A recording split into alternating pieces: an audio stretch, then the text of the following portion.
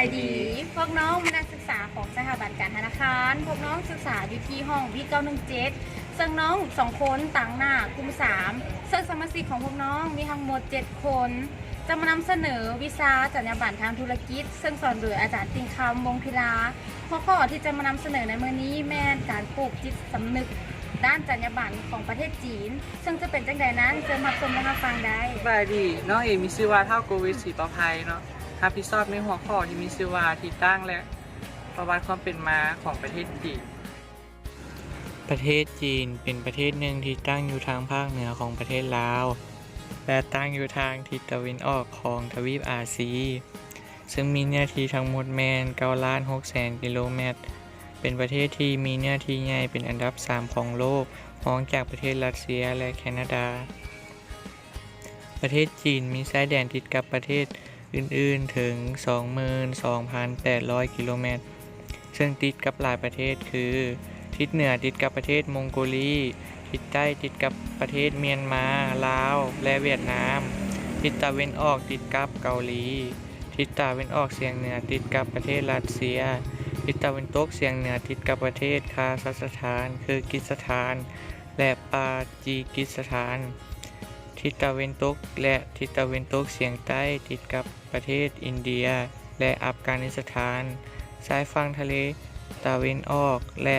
ตะวันออกเฉียงใต้ติดกับประเทศญี่ปุ่นฟิลิปปินส์บรูไนมาเลเซียและอินโดนีเซียประเทศจีนเป็นประเทศที่มีอารยธรรมที่ยาวนานที่สุดอีกประเทศหนึ่งโดยหลักฐานทางประวัติศาสตร์ที่สามารถค้นคว้าได้บ่งชี้ไว้ว่าอารยธรรมของจีนนั้นมีอายุยาวนานถึง 5,000 ปีมาแล้วรากฐานที่สำคัญของอารยธรรมจีนคือการสร้างระบบภาษาเขียนในศตวรรษที่ 58 ก่อนคศให้เป็นภาษากลางใช้ได้ทั่วประเทศซึ่งเป็นครั้งทำอิฐของโลกบ่ว่าชนเผ่าใดก็ตามก็ใช้ตัวอักษรที่คือกันแต่การเว้าและสำเนียงจะแตกต่างกันไปและการพัฒนาแนวความคิดของคงจื้อเมื่อประมาณศตวรรษที่ 2 ก่อนคศประวัติศาสตร์จีนมีทั้งช่วงที่บ่มีการแตกแยกของอาณาจักรและช่วงแตกเป็นหลายอาณาจักรที่แตกต่างกันไปซึ่งในบางครั้งก็ถูกปกครองโดยประเทศอื่นวัฒนธรรมของจีนมีอิทธิพลอย่างสูงต่อกับประเทศอื่นๆในทวีปอาซีและในสังคมโลกส่วนบทบาทของผู้นำการปกครองที่มีผลต่อการปลูกจิตสำนึกทางด้านจรรยาบรรณของประเทศจีนประเทศจีนมีระบบการปกครองแบบสังคมนิยมมีพรรคคอมมิวนิสต์เป็นสถาบันหลักในการปกครองประเทศมีการวางแผนและการพัฒนาไปในทิศทางเดียวกันและบรรลุเป้าหมายได้อย่างว่องไวการเมืองของประเทศจีนในปัจจุบันมีเสถียรภาพและความมั่นคงสูงผู้บริหารประเทศมีความมุ่งมั่นสร้างชาติให้ทันสมัยคำนึงถึงประเทศเป็นหลักเน้นการปราบปรามการฉ้อโกงภายในประเทศในระดับต่างๆและตั้งหน้าสร้างสาพัฒนาประเทศให้ขยายตัวสูงขึ้นไปเรื่อยๆมีการพัฒนาสู่ตัวเมืองคือประชาชนที่อยู่เขตชนบทประมาณ80 ล้านคนสามารถย้าย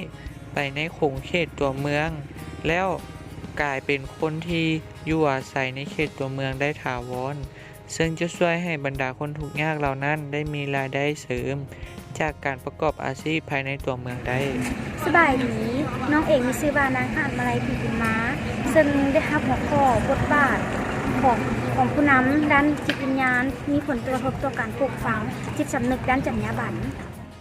ประวัติศาสตร์ทางการเมืองอันโหดร้ายและปรัชญาทางสังคมที่หนักหน่วงเป็นสาเหตุที่สำคัญ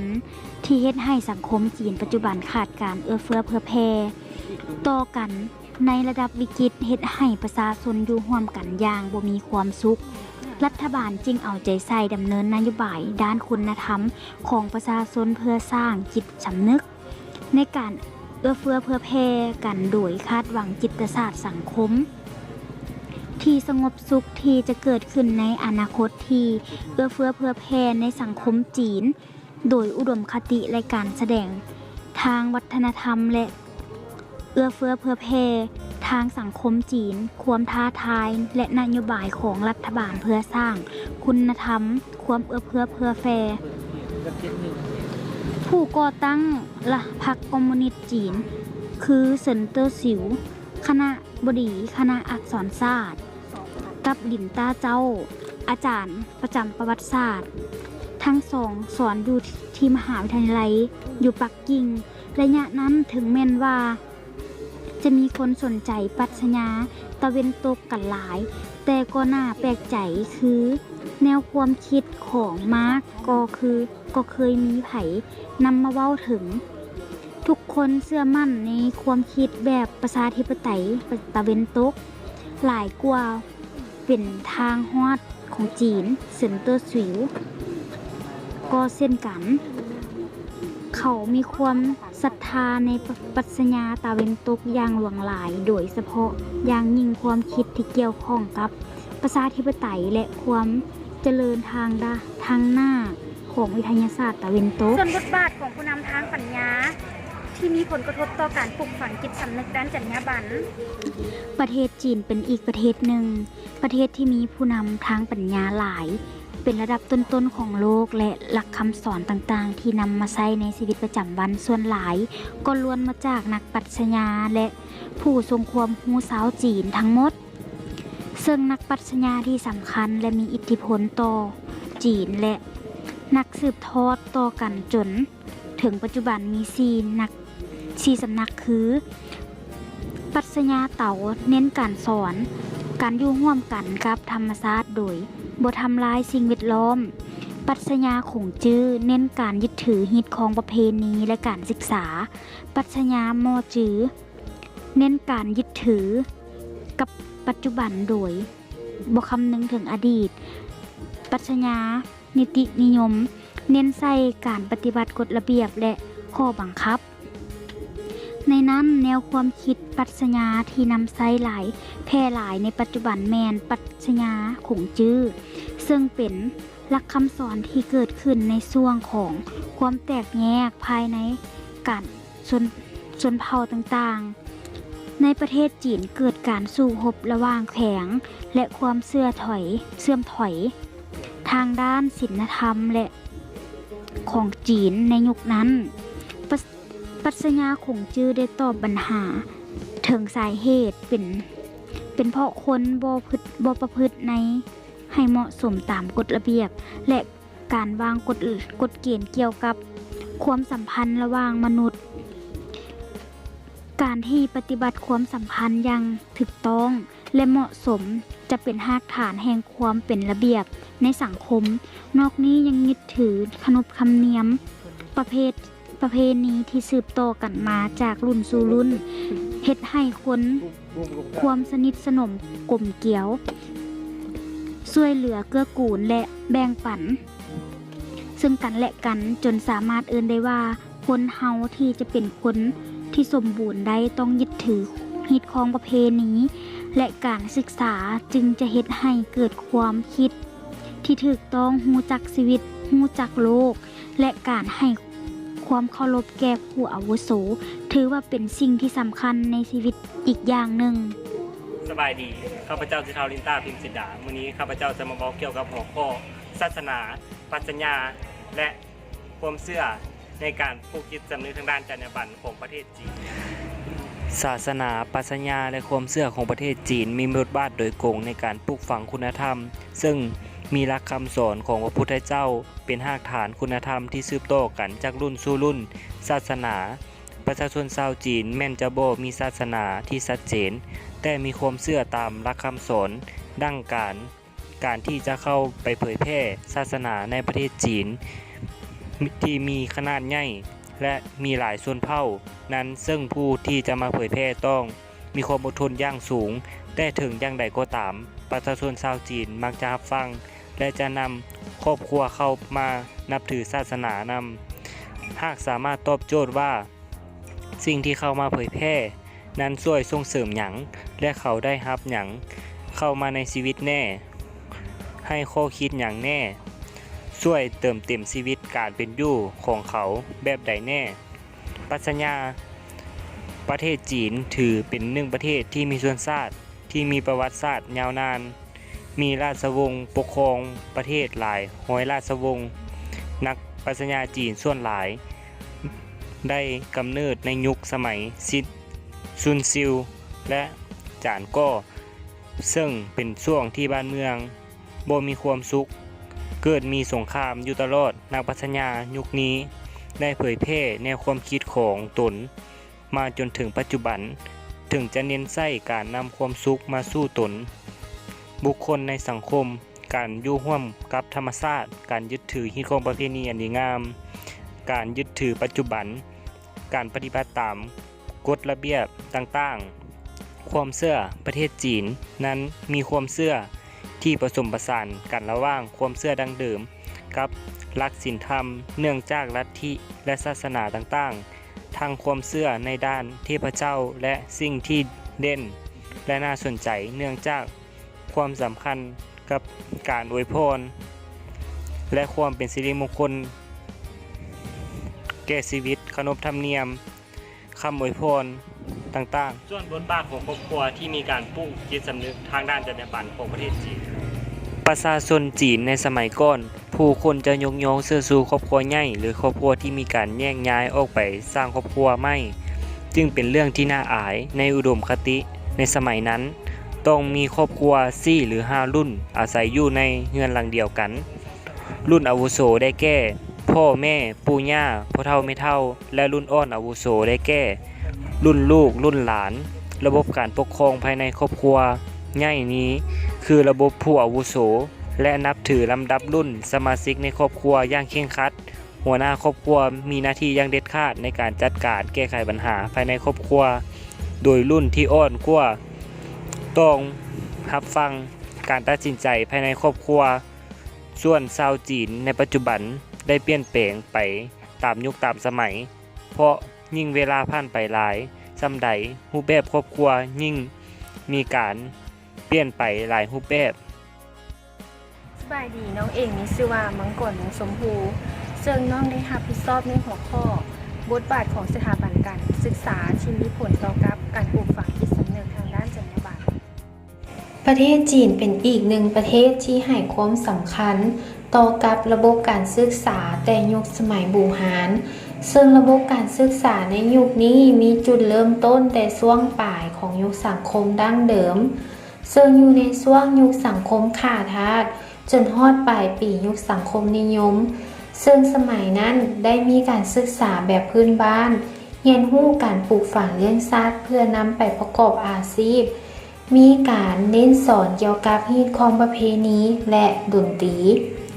การเขียนอักษรและการคำนวณซึ่งผู้ที่รับการศึกษา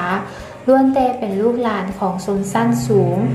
ต่อมาคงจื้อได้มีการสร้างตั้งโรงเรียนสอนหนังสือศาสนาและได้มีการพัฒนามาเรื่อยๆจนรู้จักผลิตเครื่องมือเครื่องใช้ในการปลูกฝังเลี้ยงสัตว์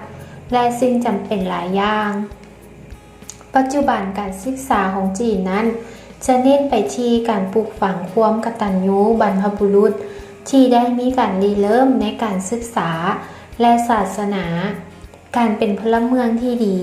นำเอาหลักการของขงจื้อและปรัชญาคนอื่นๆที่มีหลักคำสอน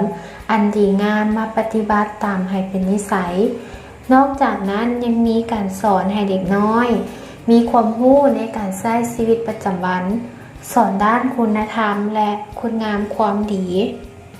ส่วนบทบาทของรัฐบาลที่มีผลต่อกับการปลูกฝังจิตสำนึกทางด้านจรรยาบรรณรัฐบาลของประเทศจีนได้มีการปลูกฝังจิตสำนึกให้คนภายในประเทศมีความกตัญญูต่อบิดามารดาของตนเคารพผู้อาวุโสและมีความเมตตาต่อกับเด็กน้อยซื่อสัตย์สุจริตและรักษาคำมั่นสัญญาให้ความสำคัญต่อการศึกษาประเทศจีนในปัจจุบันได้สะท้อนให้เห็นในหลายแบบหลายเหตุการณ์ถึงจรรยาบรรณความดีงามและวัฒนธรรมดั้งเดิมของชาวจีนเต็มไปด้วยแนวความคิดอันดีงามและหลักการต่างๆรัฐบาลของจีนได้มีการผลักดันให้คนในสังคมได้มีแนวความคิดสร้างสรรค์ควบคู่ไปกับการพัฒ พัฒนาเศรษฐกิจแบบทุนนิยม โดยปราศจากจรรยาบรรณเพียงแต่ส่งผลกระทบต่อประเทศเท่านั้น แต่ยังกระทบต่อกับการดำรงชีวิตของประชาชนชาวจีน นอกนี้จีนได้กลายเป็นมหาอำนาจในหลายๆด้านทางด้านเศรษฐกิจสังคมและยังไปถึงพฤติกรรมการเปลี่ยนแปลงของชาวจีนอีกด้วย นอกจากนี้รัฐบาลจีนได้ให้ความสำคัญในการลงโทษตามกฎหมายและเข้มงวดในการใช้กฎหมายที่ได้วางออกอย่างจริงจังและประชาชนจีนปฏิบัติตามกฎระเบียบที่ได้วางออกอย่างเข้มงวด สบายดีน้องเองมีชื่อว่าสุขสวรรค์พิลาไซพิทักษ์ส่งหัวข้อที่น้องได้รับผิดชอบแมนบทบาทของสื่อมวลชนที่มีผลกระทบต่อการปลูกฝังจิตสำนึกด้านจรรยาบรรณ บทบาทของสื่อมวลชนที่มีผลกระทบต่อการปลูกฝังจิตสำนึกด้านจรรยาบรรณของคนในประเทศจีนการพัฒนาสังคมให้ข้อคิดให้ข้อเสนอแนวทางให้แก่สังคมได้ดีข้อปฏิบัติสำคัญที่สื่อมวลชนต้องได้รับผิดชอบการกระทำได้แก่สื่อรายงานเหตุการณ์ที่เกิดขึ้นบนพื้นฐานของความเป็นจริงอย่างละเอียดและรอบด้านและการตรวจสอบอย่างรอบคอบซึ่งในประเทศจีนถือว่าเป็นผู้นำแห่งเทคโนโลยีการนำเสนอข่าวสารต้องละเอียดและชัดเจนสื่อมวลชนของประเทศจีนทุ่มเทและสร้างสรรค์การแสดงและการแลกเปลี่ยนความคิดความเห็นของสาธารณะสื่อมวลชนซึ่งกันและกัน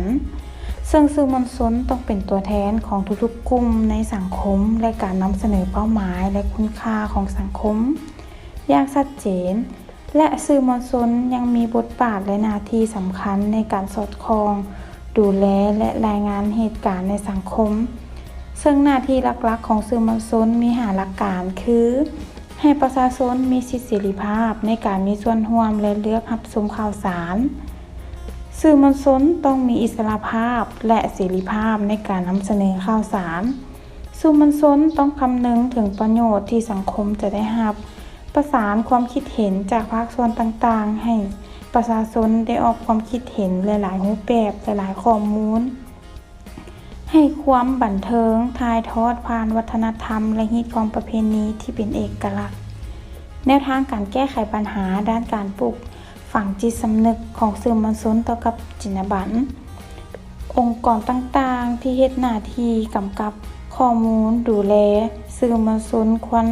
ให้มีจรรยาบรรณแก่ผู้ที่รับผิดชอบหน้าที่อย่างต่อเนื่องเช่นการฝึกอบรมวิชาชีพแก่ผู้ปฏิบัติเวียกงานมีการประชุมสัมมนาอย่างต่อเนื่ององค์กรวิชาชีพสื่อมวลชนควรสร้างความเชื่อมั่นให้กับสังคมด้วยการเปิดโอกาสให้องค์กรหรือบุคลากรภายในและภายนอกเข้ามีส่วนร่วมในการตรวจสอบทางด้านจรรยาบรรณระดับการศึกษาคณะกรรมการการตรวจสอบนักวิชาการต่างๆที่มีส่วนสำคัญที่จะเน้นย้ำถึงความสำคัญของจรรยาบรรณของวิชาชีพของสื่อมวลชน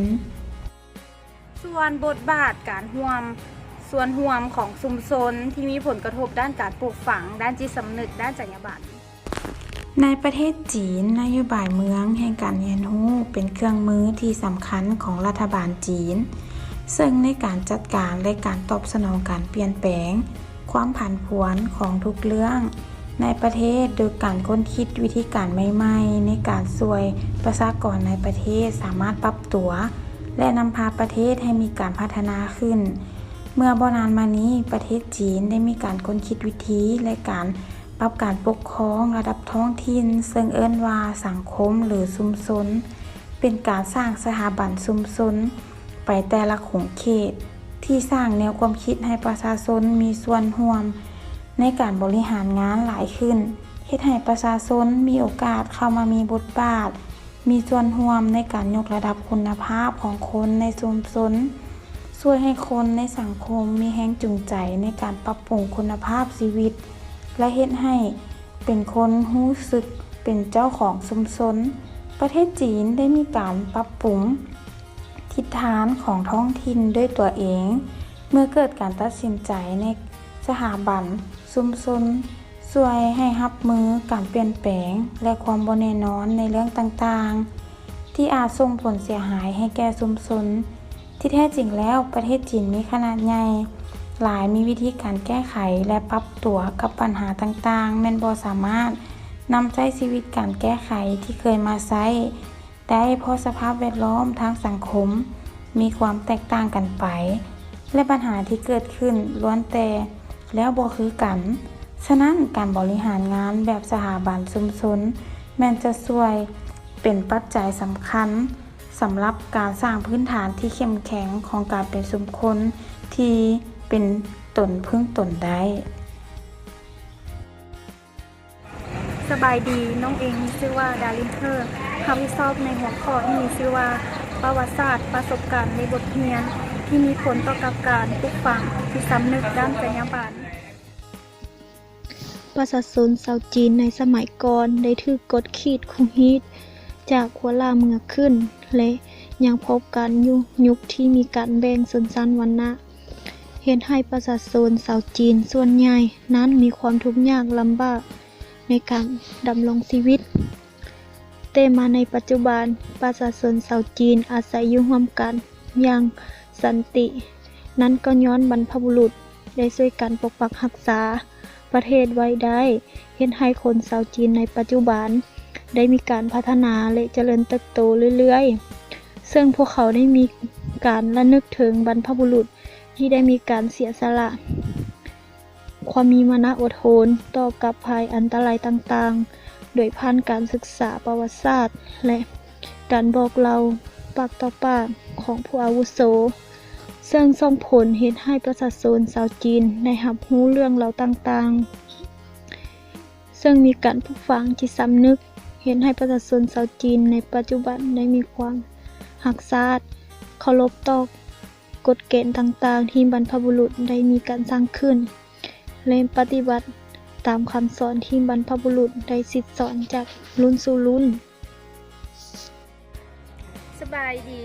น้องแอนมีชื่อว่านางป้าทรงย่าน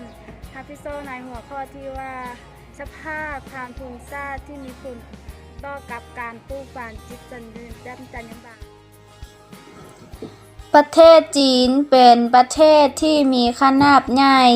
และมีประชากรที่หลายเป็นอันดับต้นๆของโลกซึ่งประเทศจีนเป็นประเทศที่มีขนาดใหญ่เฮ็ดให้จีนมีสภาพภูมิอากาศของแต่ละภาคแตกต่างกันซึ่งเป็นผลมาจากลมมรสุมซึ่งจะได้แบ่งออกเป็น4ฤดูคือฤดูร้อนฤดูใบไม้ร่มฤดูหนาวและฤดูใบไม้ป่งแต่ละเขตของจีนก็จะมีอากาศที่แตกต่างกันไป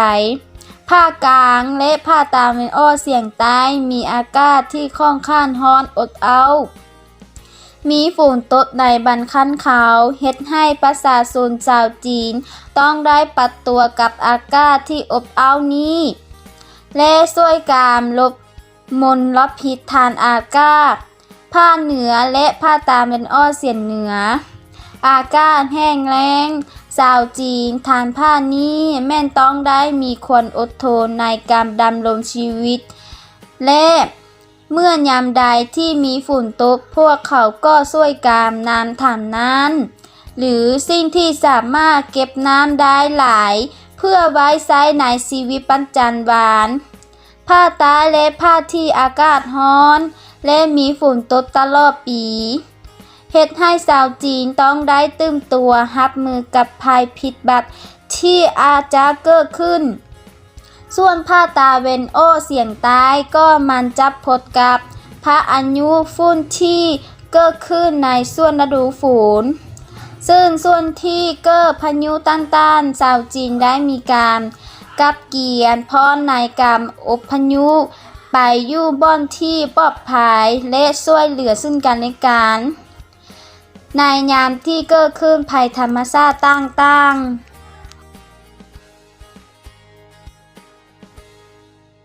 การรายงานของกลุ่มเฮาก็สิ้นสุดแต่เพียงเท่านี้ขอบใจอาจารย์และหมู่เพื่อนทุกคนที่เข้ามารับชมและรับฟัง สุดท้ายนี้ขอขอบใจ